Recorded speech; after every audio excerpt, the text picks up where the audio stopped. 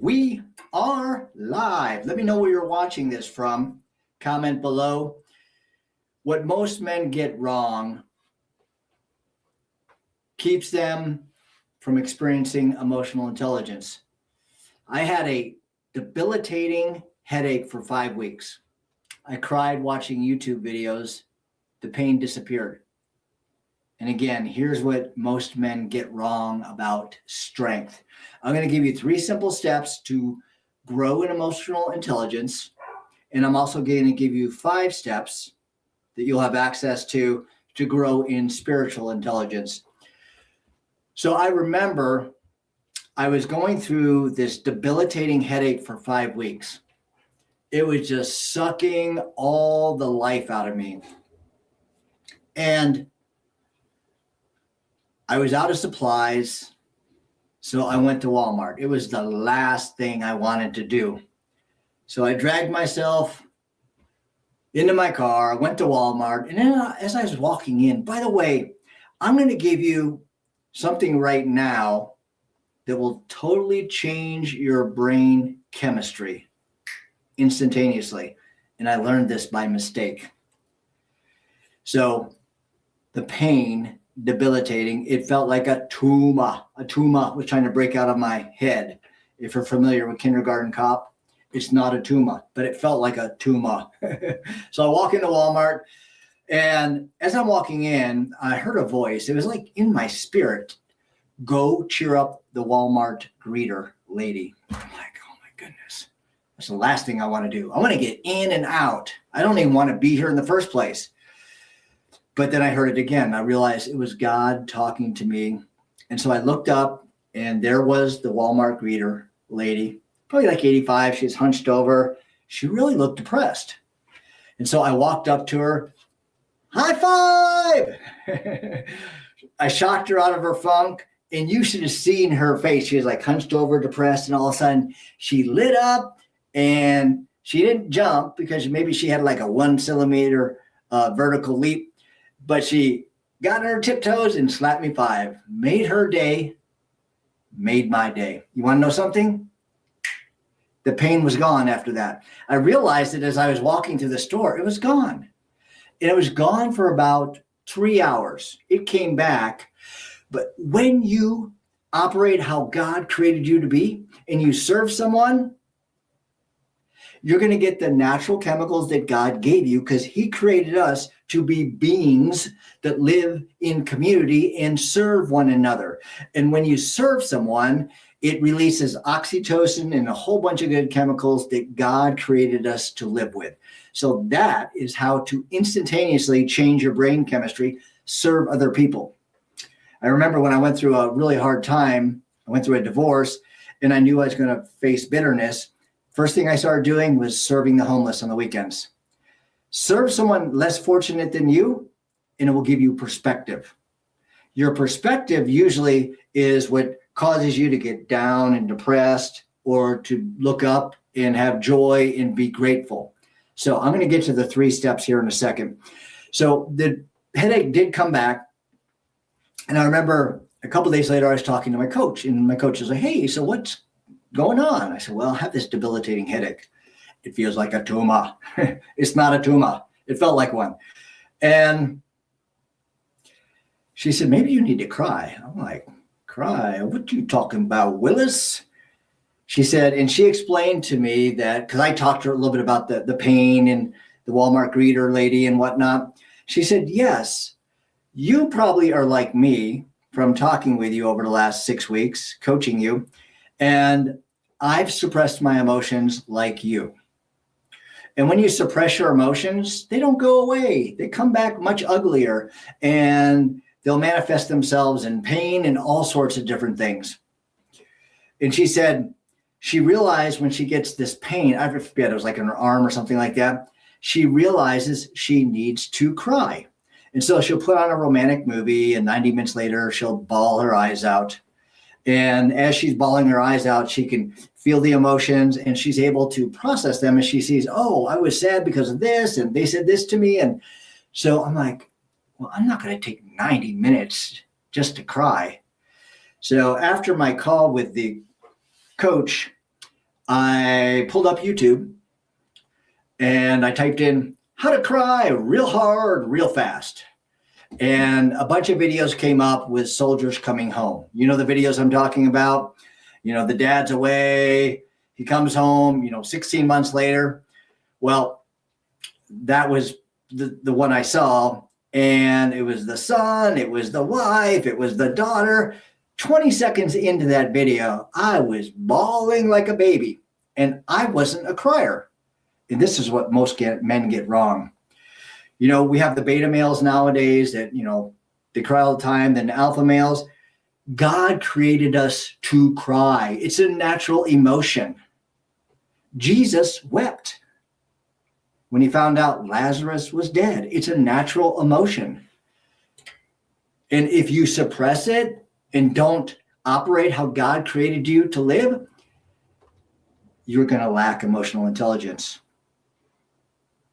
Emotional Intelligence by Harvard Business Review says this: it starts with understanding and regulating your own emotions. So being aware of your own emotions and then regulating them. If you don't regulate your emotions, they will regulate you. If you don't process your emotions in a healthy way, they will process you in a negative way. If you've ever been on the freeway and you road rage because someone cut in front of you or someone was too close behind you and you slammed on the brakes, it's not because they were close behind you or cutting you off. It's because you have a suppressed emotion from the past that you haven't processed, and you're being triggered, and that's triggering you to have all that anger and suppressed emotions on somebody. It's not because of the incident. It's all the things that you suppress. Again, when you suppress your emotions, they don't go away. They come back much, much uglier later in life. I lived this.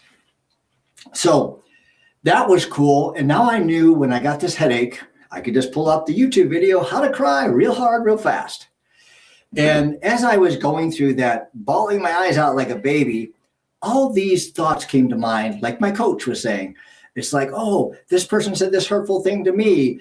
This was painful over here. Oh, man, I hate how I look there. And all these different things, they were just coming. It was like I could mentally see those and kind of process them on the spot. But that's a reactive way to self-awareness.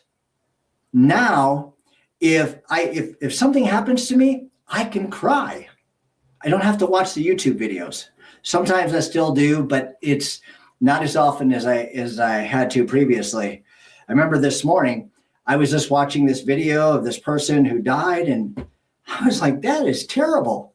And I was just bawling my eyes out because I felt so bad for this person. I'm like, did they have a family? Did they have kids? This guy, he was not a test pilot. He was a student pilot, and he lost control of his plane and crashed.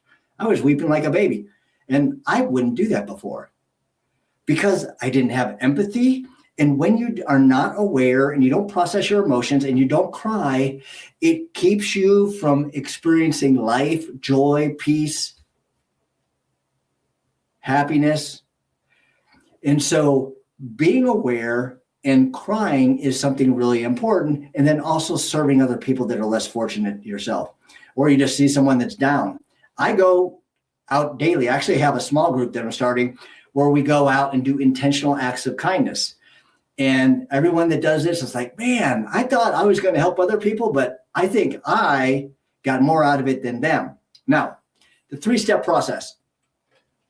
I was just talking with one of my clients today, and I was helping him with sales. But in sales or anything in life, emotional intelligence is key.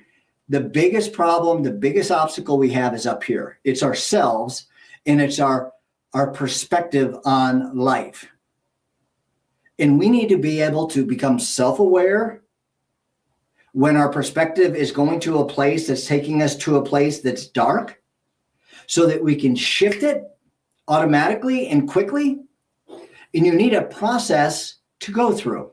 And so as I was sharing with my client, I say, here's a 3-step process that you could do so that you can identify why you're feeling like you're feeling, and then understand the truth, and then shift from this to the truth to transforming how you think. And by the way, I have another 5-part series, a 5-part framework that's based on David's Psalms that helps you grow in spiritual intelligence. So the 5-part framework, which I call the David framework, that's for spiritual intelligence, also emotional intelligence. But today I'm just going to share the 3 simple steps to emotional intelligence. So it's a 3D process.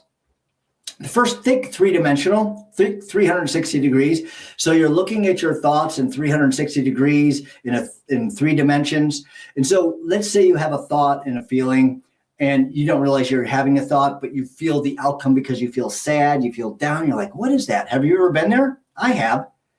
I'm more aware because I've grown in emotional intelligence. And this is one of the things that I do proactively, consistently, so I can identify what's causing me to think a certain way, and then I can reframe it, and then have transformation in my thought process and change my perspective.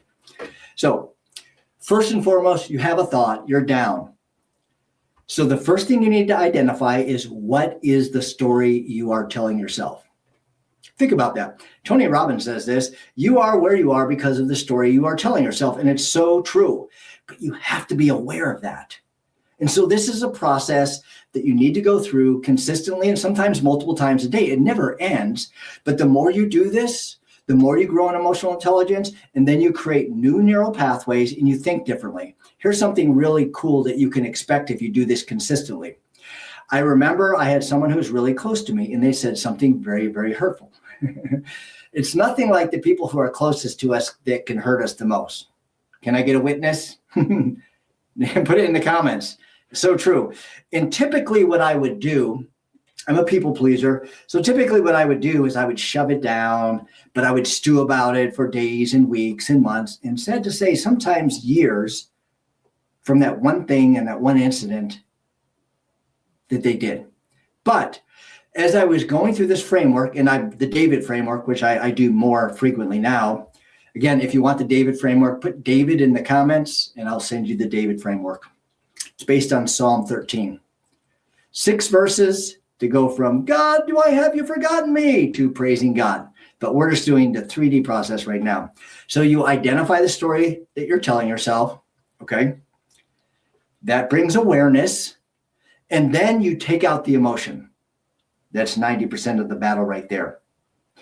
And you think about the facts. Like with my client I was talking about, he was dealing with fear, and he was a very successful salesperson. He'd been doing sales for 15 years, and he just absolutely crushed it, closing out 2025 and into 2026 right now. He's still crushing it. And he was talking about the fear he had that the sales are going to stop, and he feels like an imposter. And so I was asking him to go through this process, and we said, what's the story you're telling yourself? And he said, I'm an imposter. I don't have what it takes. And then I said, what are the facts? And we'll call him Bob, not his real name. He goes, well, I've been in sales 15 years. I've broken records, and I'm absolutely crushing it right now. And I said, okay, take the facts with the story you're telling yourself and tell me what your thoughts are. He goes, well, they contradict one another. Which one is true and which one is a lie? He goes, well, the facts are. Okay. So now you know that the truth, but you know you're living in a lie because you're telling yourself something that isn't true, right? A lie, you're telling yourself that isn't true. A little redundant, but you understand because I want you to get the point here. Now comes the transformation part, and that's where you reframe that story you're telling yourself after you realize it's a lie. You have to have that component in there, intellectually understanding it's a lie, but you still need to bring emotion back into it to reframe and transform how you think. So the third D is this.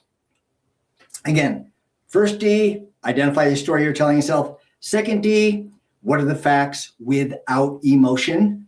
And then third D is, what would your future self say 10 years from now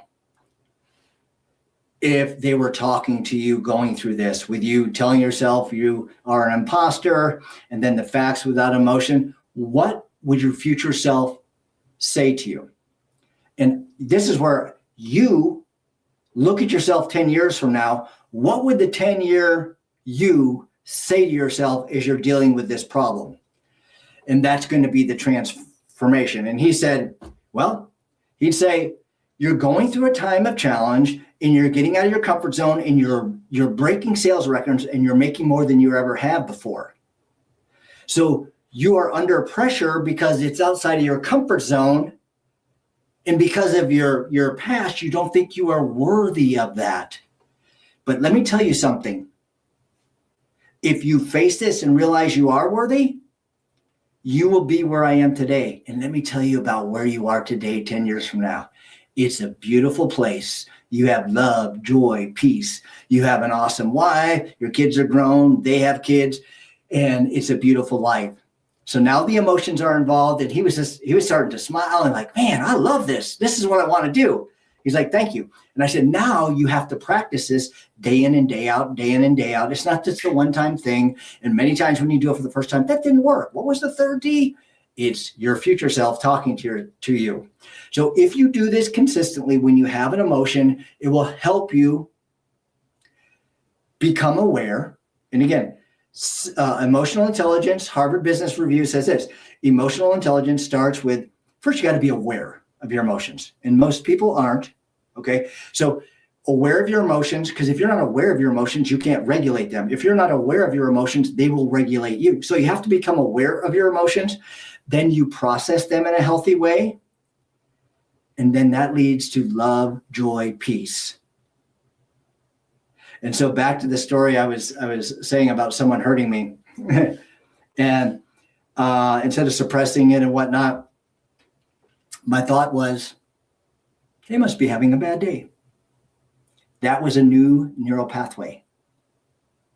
I'm like, wow, that is amazing. I would normally suppress it, not say anything, as I said, days, weeks, months, and sometimes years, I'm sad to say. But now they said something hurtful, someone very close to me, and I'm like, they must be having a bad day to say that. Isn't that cool? This is what happens. It changes how you think. It changes your perception, your perspective, and all of your relationships become healthier, vibrant. Your career or your business, you start living at the next level. You lead in a way that no one ever thought or imagined that you can lead, because if you're suppressing your emotions and not becoming aware, you're lacking emotional intelligence. Now that you learn with 3 simple steps to grow in emotional intelligence, now you can become the man that God created you to be. Again, if you want the David framework, which is a 5-step framework, which helps you grow not only in emotional intelligence, but spiritual intelligence, put David or framework in the comment. I'll be happy to send it your way. So live with emotional intelligence and have more love, joy, and peace in your life. Wouldn't that be cool?